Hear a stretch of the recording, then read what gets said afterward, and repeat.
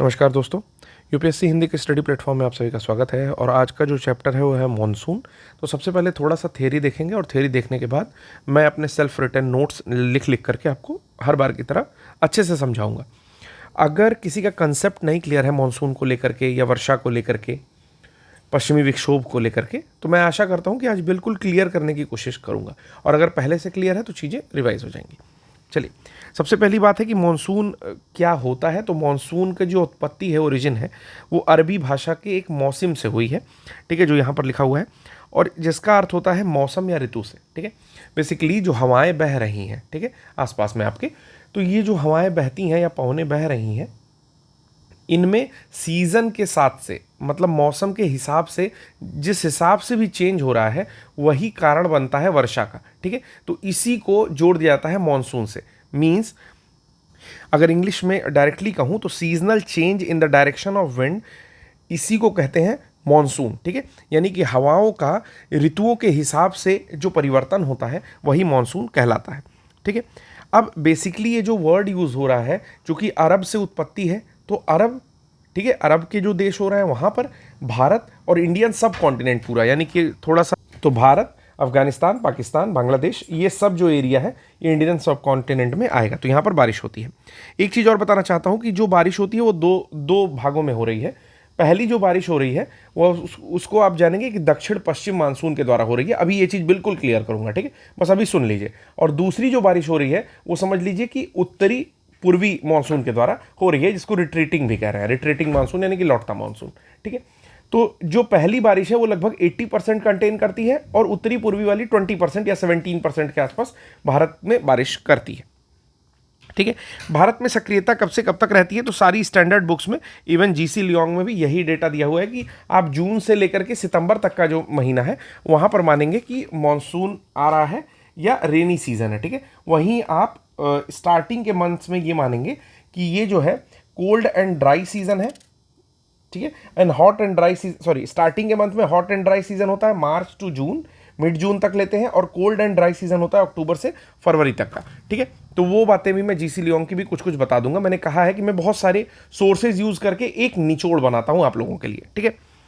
कहाँ पर हिट करता है? सबसे पहले जो दक्षिण पश्चिम मानसून आता है वो भारत के केरल राज्य में आता है। अब केरल में भी जो सबसे नीचे का पॉइंट है, समझ लो कि कन्याकुमारी के आसपास, वहीं पे हिट करता है, ठीक है। और कृषि, जो भारतीय कृषि है वो सबसे ज़्यादा किस पर डिपेंड करती है दोस्तों? तो वो भी डिपेंड करती है मॉनसून पर, ठीक है। हमारी जो फसलें हैं वो मॉनसून पर ही डिपेंड करती हैं कि हमें गेहूं के लिए थोड़ी सी शार मिल जाए, और मतलब जब हम लोग चावल बोते हैं तो उसके लिए हमें ठीक ठाक बारिश मिल जाए, यही हम लोग कामना करते हैं, ठीक है। भारत एक उष्ण मानसूनी जलवायु वाला देश है, लेकिन बेसिकली केवल उष्ण तो नहीं है, ठीक है, उष्ण प्लस उपोष्ण दोनों है। तो भारत जो है उपोष्ण कटिबंध में भी पड़ता है, यानी कि सब ट्रॉपिकल। आशा करता हूँ कि सब ट्रॉपिकल पता होगा। देखिए 23.5 डिग्री जो होता है इसको ट्रॉपिक ऑफ कैंसर या कर्क रेखा कहते हैं। उसके ऊपर का जो हिस्सा है भारत का, ठीक है ना, ठीक है, ये वाला हिस्सा जो है उपोष्ण कटिबंध में पड़ता है, और जो नीचे का हिस्सा है इसके 0 डिग्री तक, वो वाला उष्ण कटिबंध में पड़ता है, ठीक है। तो ये चीज़ याद रखेंगे कि भारत जो है उष्ण और उपोष्ण यानी कि ट्रॉपिकल एंड सब ट्रॉपिकल दोनों में ही लाई करता है। अब हम लोग थोड़ा सा हैंड रिटन नोट्स से स्टार्ट करते हैं पढ़ना, ठीक है। तो चलिए, अब कंसंट्रेट हो जाइएगा, काफ़ी इंपॉर्टेंट लेक्चर होने वाला है। अब पहले यहाँ पे कुछ बेसिक्स मैं क्लियर कर दे रहा हूँ, जैसे पवनों के बारे में क्लियर कर दे रहा हूँ, एक दो नियम है उनको क्लियर कर दे रहा हूँ, फिर मैं आपको बता रहा हूँ कि क्या कैसे होता है। देखिए किस तरह से नाम लिखा जाता है किसी भी पवन का। तो अगर पवन है तो उसका नाम लिखना है तो कैसे लिखोगे? अगर पवन इस डायरेक्शन से चल रही है, जहाँ पर ये वेस्ट है और ये ईस्ट है, ठीक है, तो इसको आप बोलेंगे पश्चिमी पवन। पश्चिमी पवन क्यों ऐसा? क्योंकि जहाँ से वो ओरिजिनेट हो रही है, शुरू हो रही है, तो शुरू होने की दिशा से नाम, तो शुरू जिस डायरेक्शन से हो रही है उसी को हम लोग उसी डायरेक्शन से नाम देते हैं। अगर मान लीजिए कोई पवन इस डायरेक्शन में चल रही है, तो हम लोग ये जानते हैं कि अगर हम लोग यहां पर डायरेक्शन खींच देंगे, ठीक है, तो एक तरह से ये शुरू हो रही है आपके साउथ और वेस्ट से, साउथ वेस्ट से, तो ये हो जाएगा दक्षिणी पश्चिमी पवन, ठीक है, यानी कि नाम कहाँ से लिख रहे हैं, जिस डायरेक्शन से उसकी उत्पत्ति हो रही है।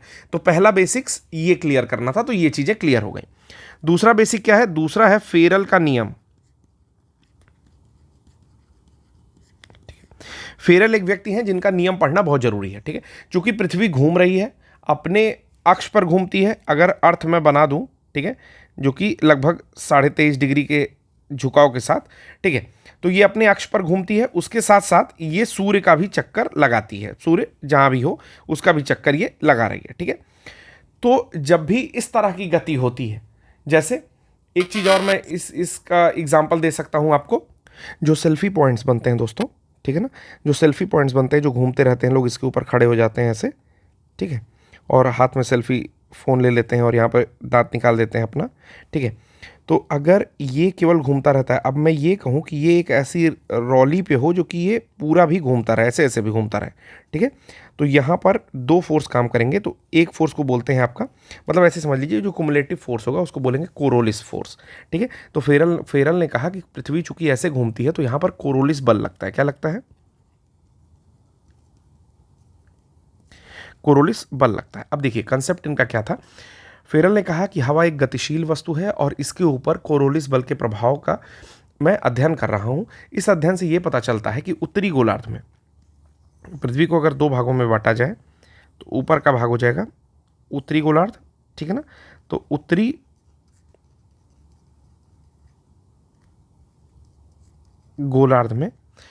गोलार्ध में पृथ्वी के घूर्णन के कारण, यानी कि पृथ्वी घूम रही है उस कारण से जो हवाएं आएंगी वो दाहिनी ओर विस्थापित हो जाएंगी। यानी कि अगर कोई हवा ऐसे सीधी सीधी उत्तरी गोलार्ध की ओर पहुंचती है तो वो किस डायरेक्शन में मुड़ जाएगी? अपने दाहिनी डायरेक्शन में मुड़ जाएगी। ये कंसेप्ट याद रखिए। और सेम यही चीज अगर कोई हवा दक्षिणी गोलार्ध में पहुंचती है तो वो किस ओर मुड़ जाएगी? तो बाईं ओर मुड़ जाएगी, ठीक है। तो उत्तरी गोलार्ध में दाईं ओर हवाएं मुड़ जाती हैं और दक्षिणी गोलार्ध में बाईं ओर, ठीक है। तो ये दो चीजें और आपको जाननी है। इसके बाद जो कंसेप्ट हम लोग पढ़ने जा रहे हैं वो ये है कि जो हमारी पृथ्वी है, ठीक है, ये इक्वेटर है 0 डिग्री जो कि ठीक बीच में है। इसके ऊपर मैंने इसको विभाजित किया था तो 30 to 35 degree north, 60 to 65 north और ये 90 डिग्री, ठीक है। सिमिलरली ऐसे ही आप नीचे भी विभाजित कर सकते हैं, ठीक है। अब जो समझना है हम लोग को वो ये समझना है कि सामान्य स्थिति में सूरज की जो सबसे ज़्यादा रोशनी आती है वो कहाँ आती है? 0 डिग्री पे। तो सबसे पहला कंसेप्ट इसमें एक और दे रहा हूँ कि जितना ज़्यादा गर्म होगा वहाँ पर उतना लो प्रेशर पाया जाएगा, ठीक है ना। ताप अधिक बराबर होगा दाब कम के, ठीक है ना। इसका भी अभी हम लोग यूज करेंगे।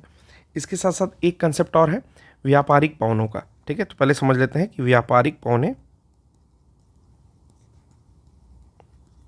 क्या होती हैं, जिनको हम लोग कहते हैं ट्रेड विंड, ठीक है ना।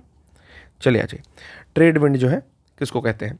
तो इन पवनों का कार्यक्षेत्र क्या है? तो 0 डिग्री से लेकर के 30 से 35 डिग्री वाली जो लाइन है नॉर्थ की, उन्हीं के बीच में ये काम कर रही हैं, ठीक है, या साउथ की, दोनों। तो यानी कि व्यापारिक पवनें किनके मध्य में काम कर रही हैं? इन्हीं के मध्य में काम कर रही हैं। तो एक तरह से इनको काम ऐसे करना चाहिए, बस समझाने के लिए भी बना रहा हूं, ठीक है ना। नीचे से भी सिमिलरली,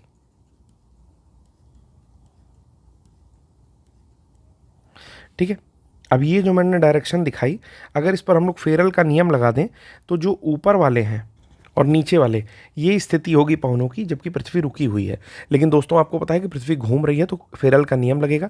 फेरल का नियम लगेगा तो जैसे ही ये जो पवनें हैं, ठीक है ना, जो उत्तरी गोलार्ध की ओर मतलब मुख की हुई हैं, ये वाली, ठीक है ना, ये किधर मुड़ जाएंगी? तो ये सब की सब अपने बाईं ओर मुड़ जाएंगी, यानी कि ये पौने कुछ इस डायरेक्शन में मुड़ जाएंगी, ठीक है। और जो आपका ऊपर से आने वाली पौने हैं, ठीक है, जो कि साउथ की ओर मुंह की हुई हैं, वो किधर घूमेंगी? तो अगर देखेंगे तो वो अपनी दाईं ओर मुड़ जाएंगी। ये अपनी बाईं ओर मुड़ी और ये अपनी दाईं ओर मुड़ी, ठीक। कैसे दाईं ओर? तो एक बारी अपोजिट करके अब आप देख लीजिए, ठीक है, क्या ये दाईं ओर मुड़ रही हैं या नहीं मुड़ रही हैं। जो मैं ऐसे दिखा रहा हूँ मुड़ रही हैं, ठीक है। तो इससे पता चल रहा है कि ये अपनी दाईं ओर मुड़ रही हैं, जो उत्तरी पवन है, ठीक। अब हम लोग बात करते हैं, ये भी कंसेप्ट हो गया। अब हम लोग बात करते हैं कि इनको व्यापारिक पवने क्यों कहते हैं या ट्रेड विंड क्यों कहते हैं। ट्रेड विंड इसलिए कहते हैं कि जो भी पुरानी सभ्यताएं हैं, चाहे वो हड़प्पा मोहनजोदड़ो की सभ्यता हो या फिर मेसोपोटामिया, आपका दजला फरात नदियों के किनारे जो है, या फिर यूनानी सभ्यता, ये सारी की सारी सभ्यताएं आपके 0 to 30 to 35 डिग्री के बीच में ही हुई, नॉर्थ साउथ में, ठीक है। इसके अलावा भी बहुत सारी सभ्यताएं, और सभ्यताएं पनपी कैसे, जब पनपी तो धीरे धीरे उसमें जो व्यापार है ना, उन्होंने ही योगदान दिया कि हम व्यापार करेंगे तभी वो सभ्यताएं एक स्थान पर टिक पाई, ठीक है। तो इस कारण इनको व्यापारिक पवने भी कहते हैं, क्योंकि वो व्यापार में मददगार थी। कभी कभी इन्हें अश्व अक्षांश या हॉर्स लैटिट्यूड भी कहते हैं। क्यों? क्योंकि प्राचीन काल में घोड़ों से नदे नाव जो है, जब 30 से 35 डिग्री उत्तरी और दक्षिणी उच्च वायुमंडलीय दाबीय पेटी में फंस जाते थे, जैसे नाव लेकर के जा रहे हैं और 30 to 35 वाले एरिया में कहीं फंस गए, ठीक है, तो बचने के लिए या नाव भारी होने के कारण ये लोग घोड़ों को क्या करते थे, समुद्र में फेंक देते थे। इस ऐतिहासिक घटना को बनाए रखने के लिए, जीवंत बनाए रखने के लिए, आज भी इसको किससे जाना जाता है, तो हॉर्स लैटिट्यूड या अश्व अक्षांश से जाना जाता है। अश्व अक्षांश या हॉर्स लैटिट्यूड के नाम से जाना जाता है, ठीक। इसके बाद एक पवनों के बारे में और पढ़ लेते हैं। कौन सी पवने हैं? तो हैं पछुआ पवने, ठीक है। पछुआ पवनों को वेस्टर्लीज भी कहते हैं, जो कि आपका 30 to 35 नॉर्थ से 60 to 65 नॉर्थ साउथ के मध्य चलती हैं, ठीक है ना। तो जैसे मैंने ये बनाया था, इसी में समझ लो कि इनके बीच में जो पवनें चलेंगी वो कौन सी होंगी, तो वो होंगी आपकी पछुआ या वेस्टर्लीज, ठीक है। अब एक चीज़ और इनके बारे में जान ही लेते हैं, हालांकि वो अलग पोर्शन है, लेकिन जान लेते हैं कि चूंकि अगर पृथ्वी की बात करें तो जो स्थल खंड है, ठीक है ना,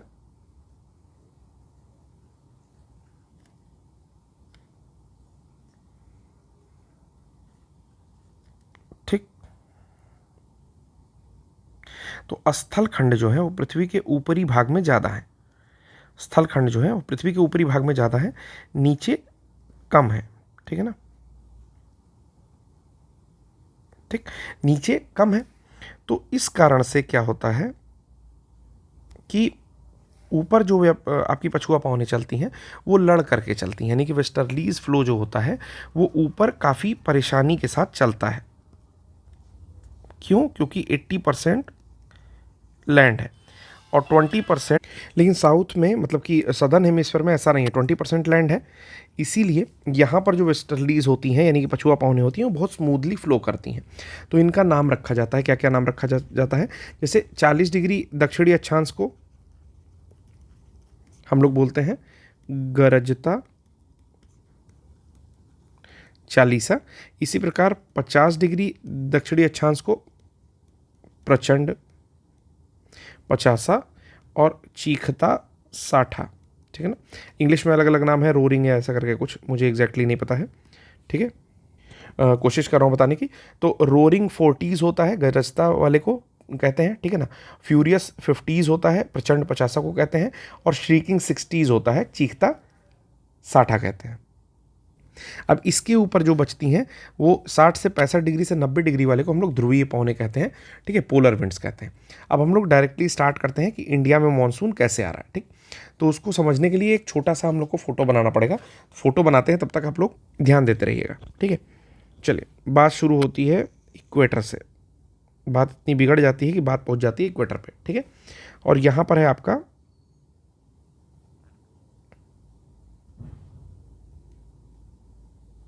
ठीक है ऑस्ट्रेलिया, ठीक है, यहाँ पर है ऑस्ट्रेलिया और यहाँ पर है आपका इंडिया,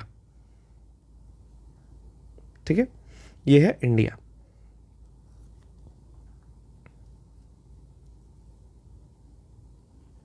ठीक। अब देखिए हो क्या रहा है, सूर्य की स्थिति के बारे में बात कर लेते हैं थोड़ा सा। वो बात पहले ही कर लेनी थी, लेकिन चलिए अभी कर लेते हैं। बात ये होती है कि हम लोग मई जून की बात कर रहे हैं, तो यहाँ पर मैं महीना लिख दे रहा हूँ, मई जून। मई जून का महीना है, ठीक है। आपको ही पता है कि मई जून के महीने में 21 जून के आसपास सूर्य कहाँ होता है, तो सूर्य होता है कर्क रेखा पर, जो कि आपके इस डायरेक्शन से होकर के, इस जगह से होकर के 23.5 डिग्री के आसपास से जाती है। सूर्य पे मैं बना दे रहा हूँ, यहाँ पर मैं बना दे रहा हूँ सूर्य, ठीक है। तो ये है सूर्य 23.5 डिग्री के आसपास। अब आपको पता है कि 23.5 डिग्री के आसपास सूर्य है मई जून के महीने में, ठीक है। इसका मतलब कि सदर्न हेमिस्फीयर में क्या है, तो यहाँ पर विंटर चल रहा है, यहाँ क्या है, जाड़े जैसी स्थिति है। अब जाड़े जैसी स्थिति है तो मैंने बताया कि जब टेम्परेचर अधिक होगा तो लो प्रेशर होगा, ठीक। लेकिन यहाँ पर जाड़े जैसी स्थिति है, यानी कि टेम्परेचर क्या है, कम है, तो यहाँ पर क्या है, प्रेशर हाई है। तो HP से लिख रहा हूँ हाई प्रेशर, यानी कि उच्च दाब जैसी स्थिति है, ठीक है। और ऊपर क्या हो रहा है, 0 डिग्री पर, तो 0 डिग्री पर भी लगभग 27-28 डिग्री का टेम्परेचर रहता है। और यहाँ पर भी क्या बनेगा आपका, लो प्रेशर बनेगा। LP से लिख रहा हूँ लो प्रेशर, कम दाब, ठीक। लेकिन जहाँ पर मई जून में ऊपर जहाँ पर सूर्य है ठीक कर्क रेखा के आसपास, वहाँ पर क्या होगा, अत्यधिक कम दाब, अत्यधिक कम दाब, क्योंकि उच्च ताप होगा। तापमान कितना बढ़ जाएगा यहाँ पर, एक सेकंड, तापमान कितना बढ़ जाएगा, तो लगभग 42 45 डिग्री। तो यहाँ पर जो है लो प्रेशर नहीं होता है, एक्सेसिव लो प्रेशर होता है। क्या होता है, ELP, अत्यंत ही कम दाब, अत्यंत कम दाब। अब देखिए ऐसी स्थिति में होता क्या है, बात शुरू होती है ऑस्ट्रेलिया से, ठीक है। ऑस्ट्रेलिया से दक्षिण पूर्वी व्यापारिक पवनें, दक्षिण पूर्वी व्यापारिक पवनें, ठीक है ना, कहाँ की ओर चलती हैं, पहुँचती हैं आपका सीधे आपके इक्वेटर के पास, ठीक है ना। पहुँची कहाँ पर, इक्वेटर के पास पहुँची, ठीक है, या डायरेक्टली इक्वेटर के पास पहुँचा दो, ऐसे ही इक्वेटर के पास पहुँचा दो, ठीक है ना। ये सारी पवनें इक्वेटर के पास पहुँची।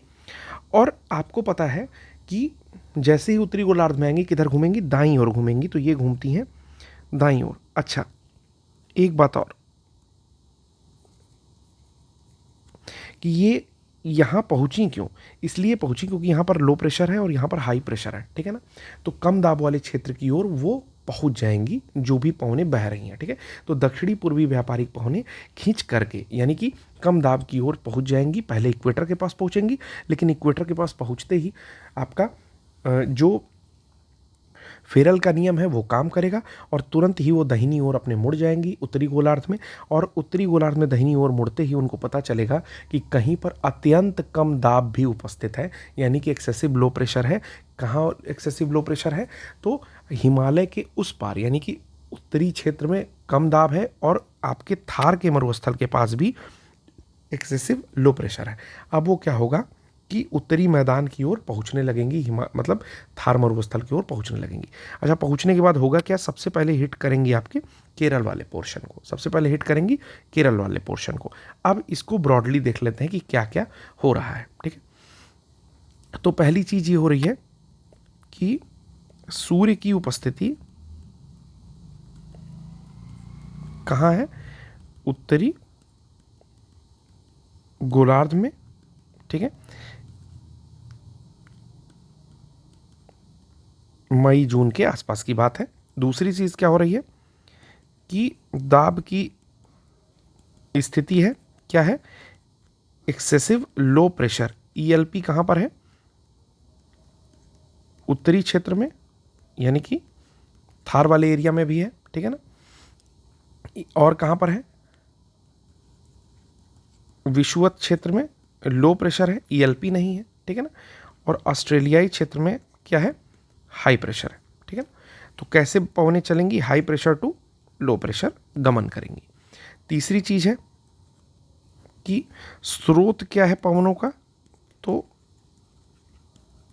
ऑस्ट्रेलिया का क्षेत्र जो है, और सिंक कहाँ कर रही हैं, यहाँ उतर कहाँ रही हैं वो पवनें, तो भारतीय उपमहाद्वीप, ठीक है। इतनी चीजें आप लोग को समझ में आई। तो मैंने आपको बता दिया एक्सेसिव लो प्रेशर कहाँ है, तो भारत के उत्तरी मैदानों में है। इस कारण हो क्या रहा है कि हाई प्रेशर से आने वाली व्यापारिक पवनें 0 डिग्री इक्वेटर को क्रॉस करने के बाद फेरल के नियम के अनुसार दाहिनी ओर मुड़ जाती हैं तथा एक्सेसिव लो प्रेशर की ओर अत्यंत तीव्रता से आकर्षित हो जाती हैं। कैसे आकर्षित होती हैं? अत्यंत तीव्रता से आकर्षित हो जाती हैं। ठीक है, तो ये कंसेप्ट है भारत में मॉनसून पहुंचने का। ठीक है, अच्छा, जो मैंने कहा कि हाई प्रेशर से लो प्रेशर की ओर गमन कर रही हैं, ऐसा क्यों कर रही हैं ये भी समझ लीजिए। कि मान लीजिए ये ज़मीन है, यहाँ पर आपका तापमान अधिक है। अब जब तापमान अधिक है दोस्तों, तो यहाँ पर दाब क्या होगा? कम होगा। ठीक, दाब की कमी से मत समझिए, अब तापमान से ही समझ लीजिए। तापमान अधिक है, यहाँ की जो वायु राशियाँ होंगी वो क्या होंगी? गर्म होकर के हल्की हो जाएंगी। और हल्की चीज़ क्या होती है? ऊपर की ओर उठ जाती है, ऐसे समझ लीजिए। हल्की चीज़ क्या होगी? गर्म होकर के ऊपर की ओर उठ जाएगी। आपको भी याद होगा कि जब आप अपने रूम में घुसते हो गर्मी के महीने में और फैन चलाते हो, सबसे पहले गर्म हवाएं लगती हैं। क्यों? क्योंकि पंखे के पास गर्म हवाएं होती हैं और उसको नीचे ढकेल देती हैं। ठीक है, समझ में आया? इसलिए आपको सबसे पहले क्या लगती है? गरम गरम से लगती है। फिर उसके बाद आपके कन्वेक्शन के नाते धीरे धीरे ठंड लगने लगती है। ठीक है, तो ये हवाएं ऊपर उठ जाएंगी। अब ये हवाएं ऊपर आ गई, यहाँ पर आ गई, तो यहाँ क्या हो गया? वैकेंसी क्रिएट हो गया, यानी कि खाली स्थान हो गया। इसको भरने के लिए बाहर से पवनें जो है इस ओर आएंगी। ठीक है, तो ये कंसेप्ट था कि क्यों जो है लो प्रेशर की ओर हवाएं आती हैं। चलिए, अब एक चीज़ और अब समझनी है कि जब हवाएं आती हैं तो सबसे पहले आती कहाँ है? तो उसके लिए भारत का मानचित्र चाहिए, जो मैं कहीं ना कहीं लेके रखा। अच्छा, कोई बात नहीं, मैं नया ले लेता हूँ एक मैप। तो ये भारत का मैप है सत्यप्रकाश सर के द्वारा बनाया हुआ। सबसे पहले हवा कहाँ पहुँचेगी? तो इस एरिया में पहुँचेगी, यानी कि इधर से हिट करेगी। ठीक है, इस तरह से हिट करेगी और बेसिकली नीचे से ही हिट करेगी। ठीक है, ये कब हिट करेगी? तो जून के पहले सप्ताह में, जून के प्रथम सप्ताह में यहां पर हवाएं हिट करेंगी। किस तट पर? तो मालाबार तट पर, मालाबार तट पर। ठीक है, अब होगा क्या कि जब यहां पर पड़ती है आपकी नीलगिरी हिल्स, जब मैंने हिल्स पढ़ाया था तो बताया था कि नीलगिरी हिल्स पड़ती है। ठीक है, अब नीलगिरी क्या करेगी? इसके पास टकराएगी और अन्य पहाड़ियों से टकराएगी और यहाँ पर बारिश होगी। सबसे पहले यहाँ पर बारिश हो रही है। ठीक है, और केरला में मूसलाधार बारिश के बाद यहाँ की मिट्टी में निक्षालन पैदा कर देगी। क्या होगा? मूसलाधार बारिश, ठीक है ना, जो मिट्टी होगी वो निक्षालित हो जाएगी। निक्षालित मतलब कि ऐसे सपोज करो मिट्टी है, ठीक है ना, अब इसके अंदर कंकड़ पत्थर ऐसे छोटे छोटे होते हैं। ये वाला जो मिट्टी वाला पोर्शन है इसको बिल्कुल नीचे बैठा देगी। ठीक है ना, तो सीधे कंकड़ीला पोर्शन जो है वो ऊपर आ जाएगा और मिट्टी वाला पोर्शन थोड़ा सा कंकड़ लिया हुआ नीचे आ जाएगा। ठीक है, तो ये कौन सी मिट्टी होती है? लेटराइट मिट्टी, लेटराइट मिट्टी। ठीक है, अब ये लेटराइट मिट्टी कहाँ पाई जा रही है? तो केरल के क्षेत्र में पाई जा रही है। और ये किसके लिए अच्छी होती है? मसालों के लिए, कि ऊपर से थोड़ी पथरीली सी और अंदर जो है बहुत बढ़िया उपजाऊ मिट्टी। ठीक है, अगली चीज़ क्या हो रही है? चूंकि यहाँ पर जो है हिल्स ऐसे ऐसे हैं, डायरेक्टली आपने देखा भी होगा बहुत सारी हिल्स जो है अलग अलग सी हिल्स ऐसे हैं। ठीक, तो यहाँ से दो भाग में हवाएं बट जा रही हैं। ठीक है, किन किन भागों में बट रही हैं पहले नाम समझना है। सबसे पहले बट रही है अरब सागर शाखा, यानी कि एक जो है इस डायरेक्शन में जा रही है। दूसरी किस डायरेक्शन में बट रही है? तो बे ऑफ बंगाल शाखा, यानी कि इस डायरेक्शन में जा रही है। ठीक है, अब आगे समझना है कि यहाँ पर कोई रुकावट तो है नहीं, तो ये बिल्कुल ऐसे होते हुए बिल्कुल इस डायरेक्शन में निकल रही है। और जब यहाँ पहुँच रही है तो यहाँ पर गारो, खासी, जयंतिया, बरेल, मीरी, मिकिर, ये अबौर, यहाँ पर एक सेकंड, अबौर, मिशमी, इन सब के बीच में हवा क्या हो रही है? सपोज करो यहीं फंस जा रही है। ठीक है ना, हवा यहाँ पर फंस जा रही है। ठीक, तो ये अलग शाखा थी। अभी देखते हैं अरब सागर शाखा। अरब सागर शाखा ऐसे पश्चिमी घाट के पैरेलल पैरेलल चल रही है। ठीक है, पैरेलल पैरेलल चलती रहती है, बारिश करती रहती है। अभी मैं वो भी बता रहा हूँ। आगे चलने के बाद 3 भागों में बट जाती है। ठीक है, 3 भागों में बट जाती है। ये तीनों शाखाएं हैं जिसमें यह जाकर के बट जा रही है। तो गुजरात शाखा में बटती है, अरावली में बटती है और आपका एक अरब सागर ही है। तो अरब सागर शाखा फर्दर 3 भागों में बट रही है। तो अब देखिए होता क्या है, अरब सागर वाली शाखा जब आगे बढ़ती है तो वहाँ पर आपका पश्चिमी तट मिलता है, पश्चिमी घाट। ये पश्चिमी घाट पूरा यहाँ पर मिलता है जो टूटा फूटा सा घाट है, मतलब कंटिन्यूअस घाट नहीं। तो यहाँ पर बारिश होती है, लेकिन आंतरिक भागों में कम बारिश करती है। आंतरिक भागों का क्या मतलब है कि इस बगल जो है ना बहुत ज़्यादा बारिश नहीं होती है। क्यों? क्योंकि जब मैंने आपको हिल पढ़ाया था तो मैंने कहा था कुछ इस तरह से जो है पश्चिमी घाट है, तो जो भी हवाएं आती हैं वो टकराती हैं और बारिश करती हैं, ठीक है। और मोस्टली जो है बारिश इसी सारे पोर्शन में हो जाती है, इधर बारिश नहीं होती। यानी कि अगर देखा जाए तो तमिलनाडु किस में आएगा, आपका अल्प वृष्टि में आएगा या वृष्टि छाया में आएगा। किस में आएगा? वृष्टि छाया, ये वाले प्रदेश वृष्टि छाया में आएंगे। थोड़ा सा और इधर कर लेना है, ये वाले प्रदेश वृष्टि छाया में आएंगे और इधर का पोर्शन क्या आएगा, ये बढ़िया बारिश पाएगा, ठीक है। तो ये भी चीज़ याद रखनी है कि यही कंसेप्ट है कि वृष्टि छाया वाला यहाँ पर एरिया होता है, पश्चिमी तटों पर भारी बारिश होती है। इस कारण पश्चिमी तट में जो भी आपको वैसे भी आपको पता ही होगा कि ये जो है एक तरह का हॉट स्पॉट है, बहुत तरह की विविध वो पाई जाती हैं, वनस्पतियाँ पाई जाती हैं, और यहाँ पर भी लेटराइट मिट्टी बनती है, ठीक है। आगे चलती है ये शाखा तो 3 भागों में बट रही है। एक है गुजरात शाखा, गिर से टकराती है, गिर के पोर्शन से टकराती है और ये सौराष्ट्र में बारिश करती है लेकिन कच्छ में नहीं। तो ये चीज़ याद रखिएगा कि गिर से टकराकर सौराष्ट्र में बारिश, लेकिन कच्छ में नहीं। कच्छ में क्या हो जाता है, वृष्टि छाया एरिया हो जाता है, ठीक है। ये क्या हो जाता है, वृष्टि छाया एरिया।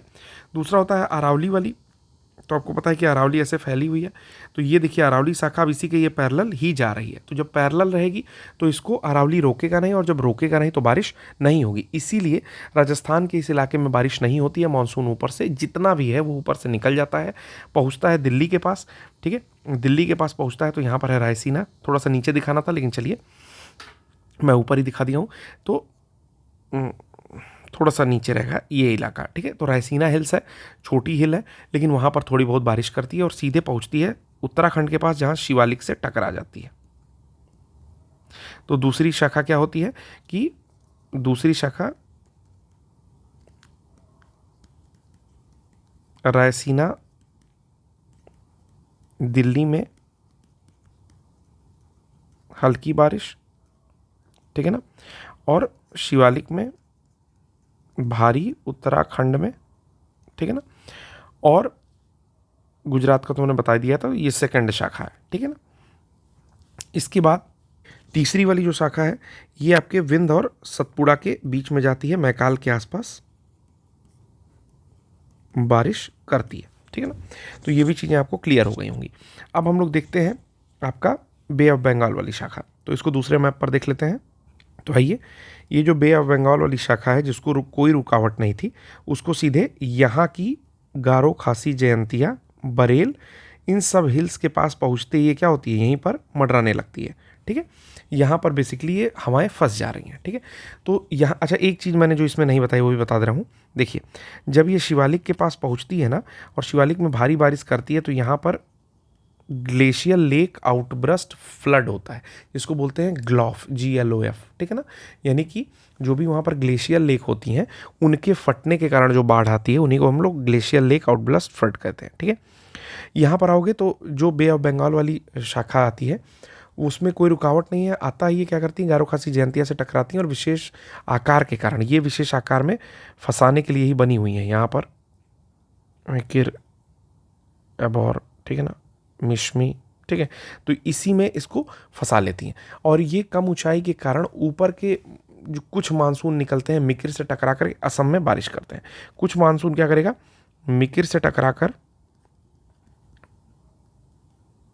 असम में बारिश करेगा और बाकी कहाँ कर देगा, मौसिनराम, चेरापूंजी इत्यादि स्थानों पर कर देगा मेघालय में, ठीक है। तो ये देख रहे होगा मेघालय का ही एरिया है ये वाला ऊपर वाला, यहीं पर जो है हवाएं फंसी रहती हैं, ठीक। अब कुछ जो है ये गारो से जब टकराते हैं तो कुछ पोर्शन इधर आता है जो कि आपके बांग्लादेश साइड में भी करता होगा, बंगाल में करता है और थोड़ा बहुत बिहार में बारिश करता है, और ये थोड़ा सा आगे आता है तो कुछ दिल्ली में करता है, लेकिन राजस्थान के पोर्शन में बारिश नहीं कर पाता है। वहीं जो अरेबियन सागर की शाखा थी जो कि शिवालिक में चली जाती है, वो जाने का प्रयास करती है दिल्ली के साइड में, लेकिन जा नहीं पाती है क्योंकि पहाड़ धीरे धीरे ऊंचे होते रहते हैं, तो इन इलाकों में बिल्कुल भी बारिश नहीं होती है। इसीलिए जो मतलब भारत का सबसे सूखा क्षेत्र है, ठीक है, या सबसे ज़्यादा ड्राई डेजर्ट है, वो कहाँ पाया जाता है आपकी, तो वो लेह में ही पाया जाता है, ठीक है, जहाँ पर 25 सेंटीमीटर से भी कम बारिश देखी जाती है, ठीक है। अब ये सारी चीज़ें आपको समझ में आ गई होंगी। अब बात आती है रिट्रीटिंग मानसून की, कि ये जो मानसून है कब लौटता है, ठीक है। फिर से एक बार ब्रीफ कर दे रहा हूँ, मैंने ब्रीफ स्टार्टिंग से क्या क्या बताया है। देखिए, बहुत सारे कंसेप्ट बताए जिसमें ये बताया है कि गर्मी का मौसम चल रहा है, ठीक है, सूर्य है आपके कर्क रेखा पर 23.5 डिग्री नॉर्थ में, ठीक है, और उस स्थिति में सबसे ज़्यादा टेम्परेचर कहाँ का है, तो उत्तरी भाग का है, और भारत में आप कह सकते हो थोड़ा सा मैदानी क्षेत्रों का भी है, लेकिन चूंकि थार में थोड़ा भी पानी नहीं है तो थार मरुस्थल का सबसे ज़्यादा टेम्परेचर है, ठीक। तो वहाँ पर जो दाब है वो बहुत कम है, इसको बोलते हैं एक्सेसिव लो प्रेशर जोन, और वहाँ की सरफेस के पास की जो हवाएं हैं वो ऊपर की ओर शिफ्ट होने लगती हैं, ठीक। वहीं आप ऑस्ट्रेलिया की स्थिति देखोगे तो ऑस्ट्रेलिया में क्या है, ठंड पड़ रही है, और ठंड की स्थिति में हवाएं क्या होती हैं, भारी होती हैं और ज़मीन से सटी हुई होती हैं, ठीक है। अब ऐसी स्थिति में हो क्या रहा है कि जो व्यापारिक पवनें हैं वो इक्वेटर की ओर भागती हैं। क्यों? क्योंकि इक्वेटर गर्म हो रहा है जून के महीने में, और धीरे धीरे वहाँ की हवाएं ऊपर जा रही हैं, तो उनको रिप्लेस करने के लिए कहीं से हवाएं आएंगी, तो आती हैं ऑस्ट्रेलिया के पास की जो दक्षिणी पूर्वी व्यापारिक पवनें हैं वो, और जैसे ही आती हैं तुरंत फेरल का नियम लगता है, वो दाहिनी ओर मुड़ती हैं उत्तरी गोलार्ध में आते ही, और ये कहाँ चली जाती हैं, ऊपर की ओर जाने लगती हैं। क्यों? क्योंकि उनको दिखता है कि यहाँ पर तो कम दाब है, लेकिन ऊपर की ओर एक्सेसिव लो प्रेशर यानी कि अत्यंत कम दाब है, तो उस ओर जैसे ही कूच करती हैं तुरंत इनको मिलता है आपका मालाबार का क्षेत्र। तो मालाबार के क्षेत्र में जाती हैं और पहली ही बार में अत्यंत बारिश करती हैं मतलब पहले ही हफ्ते में बहुत ज़्यादा बारिश करती हैं, और ज़्यादा बारिश करने के बाद वहाँ पर लीचिंग की फिनोमेना होती है, निक्षालन होता है मिट्टी का, और बनती है लेटराइट मिट्टी, जो कि मसालों के लिए, चाय के लिए बहुत अच्छी होती है। फिर ये शाखाएं आगे चलती हैं तो दो भागों में बंट जाती हैं। क्यों बंट जाती हैं? क्योंकि वहाँ पर पहाड़ियाँ हैं, आपकी अन्नामलाई हिल्स हैं, कार्डेमम हिल्स हैं, वहाँ पर बंट जाती हैं। बंटने के बाद दो भागों में बंट रही हैं, एक अरब सागर, एक बंगाल की खाड़ी। बंगाल की खाड़ी वाली आगे जाती है और जा करके जो भी नॉर्थ ईस्ट के माउंटेन हैं वहाँ पर फंसती है, क्योंकि बीच में कोई रुकावट नहीं है। जबकि अरब सागर वाली पहले पश्चिमी घाट से टकराती रहती है, तो पश्चिमी घाट में बारिश करती है, लेकिन उसके आकार के कारण एक और वृष्टि छाया क्षेत्र बनता है और एक और वृष्टि होती है, ठीक है। तो तमिलनाडु का कुछ हिस्सा जहाँ पर बारिश नहीं हो पाती है, ठीक है। फिर क्या होता है, आगे चल करके तीन भागों में बंटती हैं। एक होता है आपका अरब सागर शाखा, वही मतलब जो मैंने बता दिया, कहीं कहीं बारिश हो रही है, तो गुजरात शाखा एक होती है, दूसरी होती है आपकी अरावली, और तीसरी होती है आपकी जो कि विंध्य और सतपुड़ा के क्षेत्र में चली जाती है। तो विंध्य और सतपुड़ा के क्षेत्र में जाने वाली पहाड़ियाँ उनके बीच में बारिश करती हैं, और थोड़ा बहुत जा करके आपके मैकाल के पर्वत के आसपास बारिश करती हैं, जहाँ से कई सारी नदियाँ निकल रही हैं। वहीं जो आपकी गिर वाली शाखा होती है वो गिर से टकराती है, सौराष्ट्र में बारिश कर देती है, लेकिन कच्छ में बारिश नहीं करती है। वहीं जो इसके अलावा एक शाखा है अरावली शाखा, तो अरावली शाखा ये बीच वाली है, मैंने बताया कि अरावली का फैलाव ऐसा है, ठीक है। ये वाला अरावली है और ये अरावली शाखा है, तो इसके पैरेलल है, तो ये पैरेलली निकल जाती है, कहीं भी उसको रुकावट नहीं मिलती है, छिटपुट बारिश करती है, मोस्टली निकल जाती है, मतलब 90% से ऊपर निकल जाती है, 2-4% बारिश कर देती है, मतलब उसको मानेंगे कि नहीं बारिश कर रही है, ठीक है, और सीधे निकल जाती है। जाने के बाद दिल्ली के रायसीना हिल्स पर थोड़ी सी बारिश करती है टकरा करके, और उसके बाद उसके आगे निकलती है, उत्तराखंड के पास जाती है, जहाँ पर बहुत भारी मात्रा में शिवालिक में बारिश करती है, जिससे कि जो ग्लेशियल लेक आउटब्रस्ट फ्लड है वो भी आने के चांसेस रहते हैं, और पिछले कुछ समय में आपने देखा भी होगा। वहीं जो दूसरी शाखा है वो गारो खासी जयंतिया में फंस करके काफ़ी बारिश करती है, मेघालय के मानिसराम, मौसिनराम और चेरापूंजी में। कुछ जो पानी है वो मतलब कुछ जो बादल है वो गारो से टकरा करके बंगाल और बिहार, थोड़ा बहुत दिल्ली के साइड में बारिश करता है और फिर ख़त्म हो जाता है, ठीक है। ऊपर की ओर जो अरेबियन शाखा है, मैंने अरेबियन का एक और पॉइंट बताया था कि अरब की सागर की शाखा ऊपर जाना चाहती है लेकिन नहीं जा पाती, क्योंकि एरिया थोड़ा ऊंचा होता रहता है, ठीक है। तो नीचे ही बारिश करती है और वापस लौटने लगती है। अब आता है इसके बाद रिट्रीटिंग मानसून। इतना हमने पढ़ लिया मानसून का क्षेत्र, ठीक है ना। अब ये जानिए जहाँ बारिश नहीं होगी वहाँ क्या होगा, आपका सूखा पड़ेगा। ठीक, तो सूखा कहाँ कहाँ पड़ रहा है? पहला तो थार की मरुस्थल रेगिस्तान में पड़ रहा है। दूसरा जो लेह लद्दाख का एरिया, वहाँ पर बारिश नहीं होती है और सबसे ड्राई डेजर्ट वहीं पाया जाता है इंडिया का। अब आता है आपका रिट्रीटिंग मानसून, यानी कि लौटता हुआ मानसून।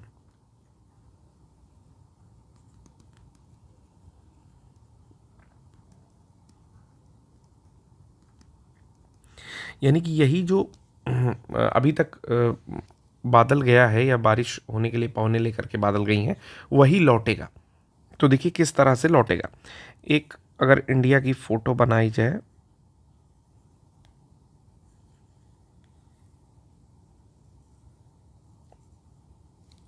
ठीक है,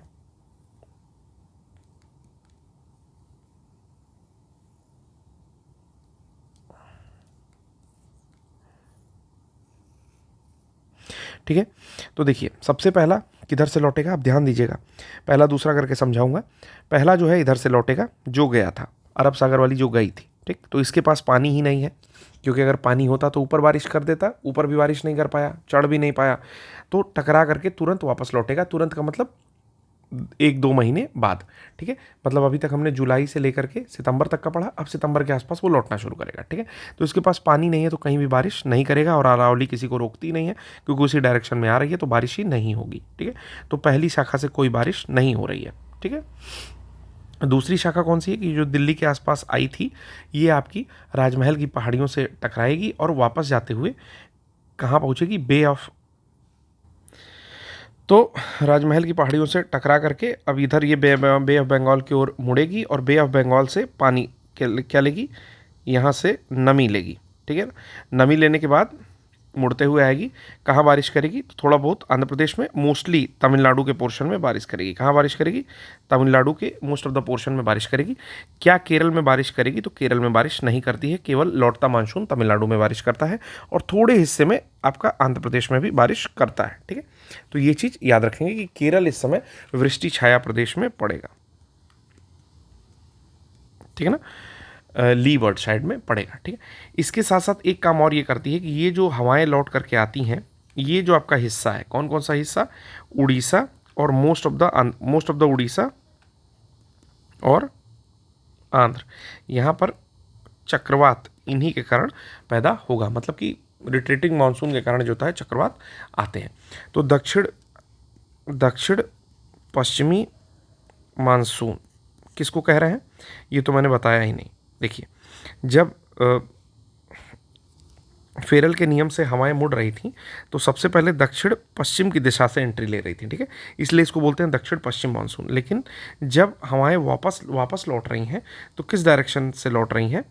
तो ये उत्तरी पूर्वी डायरेक्शन से लौट रही हैं। ठीक है ना, इसलिए इसको बोलते हैं उत्तरी पूर्वी मानसून। ठीक है ना,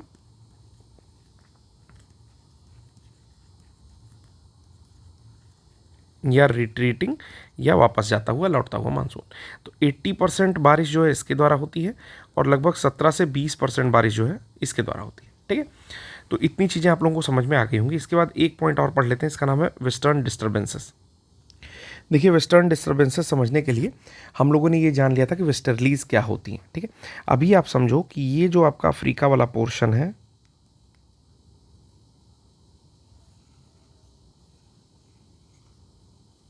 ठीक है, ये जो अफ्रीका वाला पोर्शन है, थोड़ा सा गड़बड़ हो गया यार। ठीक है, ये जो अफ्रीका वाला पोर्शन है, इसके ऊपर पड़ता है एक सागर जिसका नाम है आपका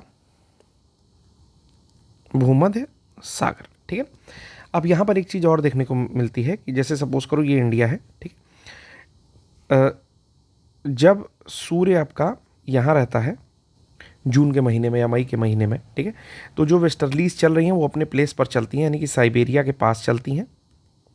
ठीक है, यानी कि 30 से 35 डिग्री से लेकर के 60 से 65 डिग्री के आसपास चलती हैं। ठीक है ना, और तब भारत के क्षेत्र में ये वेस्टर्लीज या पछुआ पवनें नहीं आती हैं, पश्चिमी विक्षोभ नहीं होता है। लेकिन सेम यही चीज़, जैसे जो साइबेरिया के पास से वेस्टर्लीज गुजर रही हैं, पछुआ पवनें गुजर रही हैं, जैसे ही सूर्य दक्षिणायण होता है, यानी कि भारत के क्षेत्र में जैसे ही सर्दी आती है, तुरंत ये पछुआ पवनें किधर आ जाएंगी? आपके हिमालयी क्षेत्र में आएंगी। कैसे आएंगी अब ये बता रहा हूँ। देखिए, यहाँ पर है भूमध्य सागर। ठीक है, तो भूमध्य सागर के आसपास लो प्रेशर जोन बनता है, लो प्रेशर जोन बनता है। ठीक है, ठीक है। तो यहाँ पर लो प्रेशर जोन हो रहा है भूमध्य सागर के आसपास में, भूमध्य सागर पड़ता है और भी छोटे सागर हैं जैसे काला सागर, थोड़ी दूरी पे कैस्पियन सागर, आपको पता है सब पड़ रहे हैं। तो भूमध्य सागर के आसपास में लो प्रेशर जोन है। अब अफ्रीका के आसपास छोटे छोटे चक्रवात भी आते रहते हैं, ठीक है ना। ये हिंद महासागर और अरब सागर वाला जो थोड़े बहुत चक्रवात जो यहाँ भी आते रहते हैं।